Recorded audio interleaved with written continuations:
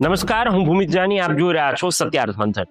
Cockroach જનતા party શું છે અને કેવી રીતે દેશભરના યુવાનો આ ચર્ચાનો વિષય બન્યો છે તેની પાછળની સ્ટોરી બધાને ખબર છે. પણ આ પાર્ટીએ તેના મેનિફેસ્ટોમાં 5 મુખ્ય મુદ્દાઓનો ઉલ્લેખ કર્યો છે ને તે જોઈને મૂળભૂત રાજકીય પાર્ટીઓને રેલો આવી ગયો છે અને નેતાઓની તો ઊંઘ જ હરામ થઈ ગઈ છે. શું છે તેમના 5 મુદ્દા? તેમનો પહેલો મુદ્દો છે, જો પાર્ટી સત્તામાં આવશે તો કોઈ પણ ચીફ જસ્ટિસને નિવૃત્તિ બાદ ઇનામ તરીકે રાજ્યસભાની સીટ આપવામાં નહીં આવે.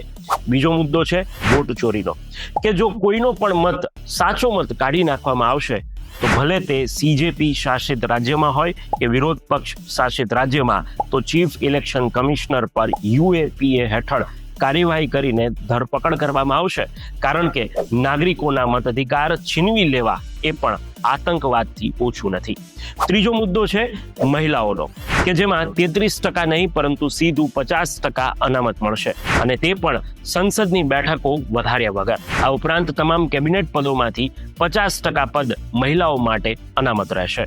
ચોથો મુદ્દો છે અંબાણી અને અદાણીની માલિકીની તમામ મીડિયા હાઉસોના લાયસન્સ રદ કરવામાં આવશે, જેથી ખરેખર સ્વતંત્ર મીડિયા ઊભું થઈ શકે અને ગોદી મીડિયા એન્કરોના બેંક ખાતાની પણ તપાસ કરવામાં આવશે.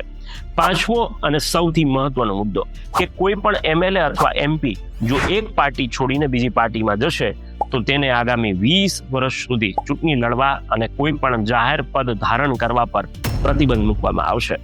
હવે આ 5 મુદ્દા એવા છે કે જે માત્ર યુવાનોને નહીં પરંતુ સીધા દેશના દરેક નાગરિકને ગળે ઉતરી જાય. હવે ભલે માત્ર એક વિરોધ હોય, પણ તમને શું લાગે છે, જેનઝીનો આ વિરોધ ભાજપને ભારે પડશે કે કેમ? કમેન્ટ કરી જરૂરથી જણાવજો. આ જ પ્રકારના સમાચાર અને અપડેટ્સ માટે આપ જોડાયેલા રહો સત્યાર્થ મંથન સાથે. નમસ્કાર.